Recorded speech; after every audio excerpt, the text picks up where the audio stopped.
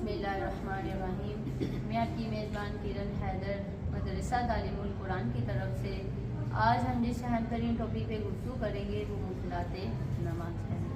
इस टॉपिक को बयान करने के लिए हमारे साथ मौजूद है मदरसा तालीमुल कुरान की तलबा सैयदा नूर ज़हरा नकवी जी पहाड़। अस्सलामु अलैकुम व रहमतुल्लाहि व बरकातुहू। वालेकुम अस्सलाम व रहमतुल्लाहि व बरकातुहू। जी, जैसा कि मैंने बताया कि हम जिस टॉपिक पे गुफ्तगू करेंगे वो मुफ्तलाते नमाज है। तो इसमें हमें सबसे पहले इस बात से आगाह होना चाहिए कि मुफ्तलाते नमाज किसे कहते हैं। तो मेरा आपसे सवाल ये है कि आप क्या बता सकती हैं कि मुफ्तलाते नमाज किसे कहते हैं? मैं ज़रूर आपके सामने बताना चाहूँगी कि मुफ्तलाते नमाज से मुराद है कि नमाज की इब्तिदा से यानी तकबीरतुल इहराम कहने के वक्त से लेकर नमाज के इख्तिताम तक यानी सलाम तक कुछ चीज़ें ऐसी होती हैं कि जिसे खुदावंद मुताल ने हमारे ऊपर हराम करार दिया है। अब अगर कोई इन चीज़ों को नमाज में अंजाम देता है तो उससे नमाज बातिल हो जाती है और इसे मुब्तलाते नमाज कहते हैं। जी मोमिन करम, फ़हा ने हमें बताया कि नमाज की इब्तिदा से लेकर यानी तकबीरतुल इहराम कहते वक्त से लेकर नमाज के इख्तिताम तक यानी सलाम तक इंसान पर कुछ चीज़ें हराम हो जाती हैं। अगर कोई इन चीज़ों को नमाज की हालत में अंजाम दे देता है तो इससे उसकी नमाज बातिल हो जाती है। इन्हीं चीज़ों को मुफ्तलाते नमाज कहते हैं। वहाँ मेरा आपसे अगला सवाल ये है कि आप बताइएगा कि मुफ्तलाते नमाज कितनी है? जी, मैं बताना चाहूँगी कि उलमा मुज्तहिदीन के फतवों के मुताबिक और अहकाम शरीयत के मुताबिक मुफ्तलाते नमाज 12 हैं। जी मोमिन करम, फ़हा ने हमें बताया कि अहकाम शरीयत के मुताबिक और उलमा मुज्तहिदीन के फतवों के मुताबिक मुफ्तलाते नमाज 12 हैं। मोमिन करम, हमें ये तो पता चल गया कि मुफ्तलाते नमाज 12 हैं, लेकिन हमें इस बात से भी आगाह होना चाहिए कि वो कौन कौन सी चीज़ें हैं कि जो मुफ्तलाते नमाज में से हैं। और हर क्या आप हमारे सामने इस बात को वाज़ह कर सकती हैं, क्या बता सकती हैं कि मुफ्तलाते नमाज कौन कौन सी हैं? जी ज़रूर, क्यों नहीं। यहाँ पर सबसे पहले मैं मोमिनीन की तवज्जो की तरफदार हूँ कि आप सबको पता होना चाहिए कि मुफ्तलाते नमाज कौन कौन से हैं। हमें पता होना चाहिए कि वो कौन सी चीज़ें हैं कि जो हमारी नमाज को बातिल कर देती हैं। जैसा कि मैंने बताया कि मुफ्तलाते नमाज 12 हैं। इनमें से सबसे पहला ये है कि नमाज की शराइत में से कोई भी एक शर्त कम हो जाए। इसकी वजाहत के लिए मैं आपके सामने एक मिसाल देना चाहूँगी कि जिस तरह से नमाज की शराइत में से है कि हम बावज़ू होकर नमाज पढ़ें। अब अगर किसी का वज़ू ही नहीं है तो उसकी नमाज बातिल हो जाती है।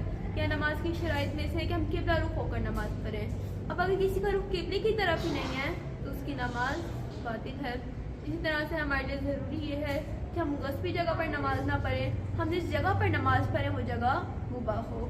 लेकिन अगर हमें नमाज में पता चलता है कि जिस जगह पर हम नमाज पढ़ रहे हैं वो जगह ही गस्बी है तो हमारी नमाज खुद ब खुद बातिल हो जाती है। ऑटोमेटिकली हमारी नमाज बातिल हो जाती है।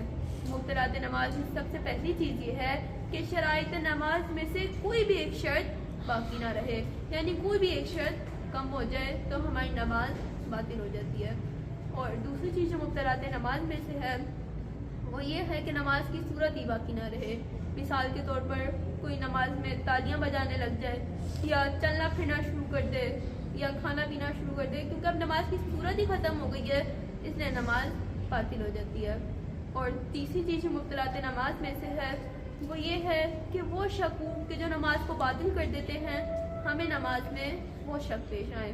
मिसाल के तौर पर 2 रक्ती नमाज में या 3 रक्ती नमाज में अगर कोई इनकी रक्तों में शक करता है तो ऐसे मौके पर नमाज बातिल हो जाती है।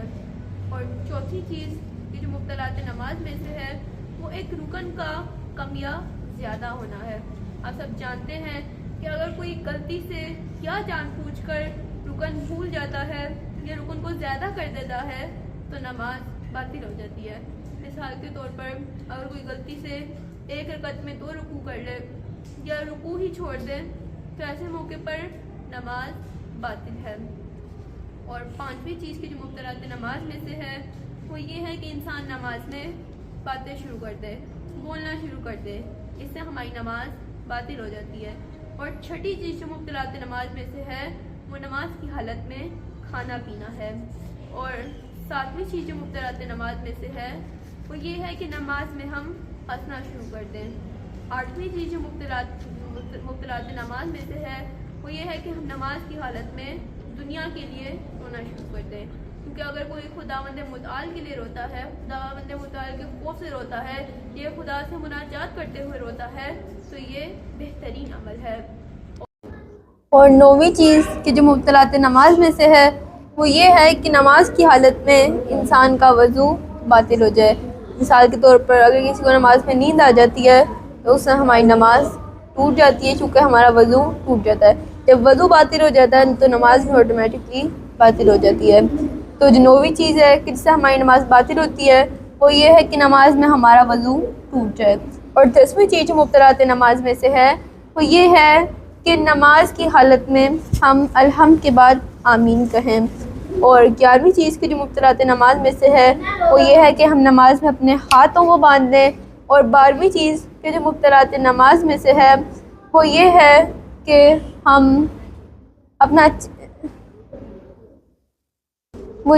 ہم قبلے سے اپنا منہ موڑ لیں۔ تو یہ کل 12 چیزیں ہیں کہ جو نماز کو باطل کر دیتی ہیں، اور یہ 12 چیزیں مبطلات نماز کہلاتی ہیں۔ جی مومنین کرام، خواہاں نے ہمیں بتایا کہ 12 چیزیں کہ جو مبطلات نماز میں سے ہیں۔ سب سے پہلے کہ نماز شرائط میں سے کوئی بھی ایک شرط باقی نہ رہے۔ مثلا نماز کی شرائط میں سے ہے کہ جگہ غصبی نہ ہو، یعنی مباح ہو۔ اگر کوئی غصبی جگہ پہ نماز پڑھتا ہے تو اس کی نماز باطل ہے۔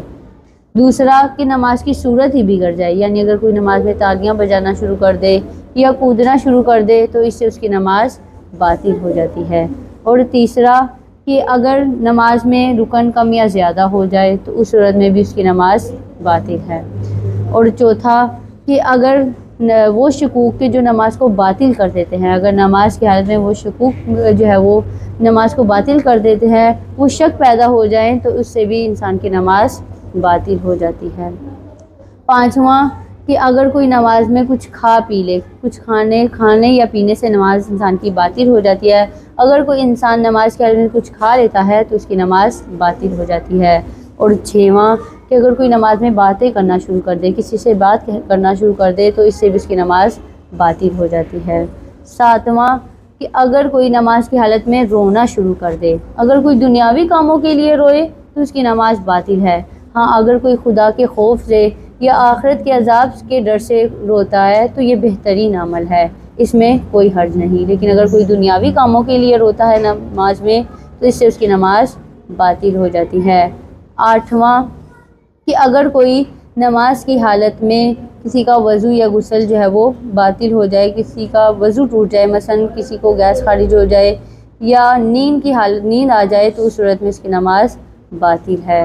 اور نواں کہ اگر کوئی نماز کی حالت میں کوئی قبلے سے منہ موڑ لے، دائیں بائیں دیکھنا شروع کر دے تو اس سے اس کی نماز باطل ہو جاتی ہے۔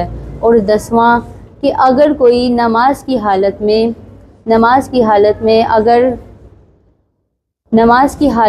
اگر کسی کا نماز کی حالت میں کوئی آمین کہہ دے، الحمد کے بعد آمین کہہ دے۔ اور 11واں کہ کوئی نماز میں ہنسنا شروع کر دے تو اس سے اس کی نماز باطل ہو جاتی ہے۔ اور 12واں کہ نماز کی حالت میں کوئی ہاتھ باندھ کے نماز پڑھے تو اس صورت میں بھی اس کی نماز باطل ہو جاتی ہے۔ تو یہاں پر خواہر ہم آپ کے بہت زیادہ شکر گزار ہیں کہ آپ نے ہمارے سامنے تشریف لائی اور ہمیں مبطلات نماز سے آگاہ کیا۔ اللہ تعالیٰ آپ کی توفیقات میں اضافہ فرمائے۔ جی مومنین کرام، امید کرتے ہیں کہ آپ نے بھی ہمارے اس پروگرام سے استفادہ حاصل کیا ہوگا۔ ہمیں اپنی دعاؤں میں یاد رکھیے گا۔ اگر اللہ تعالیٰ نے توفیق دی تو ہم اگلے پروگرام میں ملیں گے۔ تب تک کے لیے اللہ حافظ۔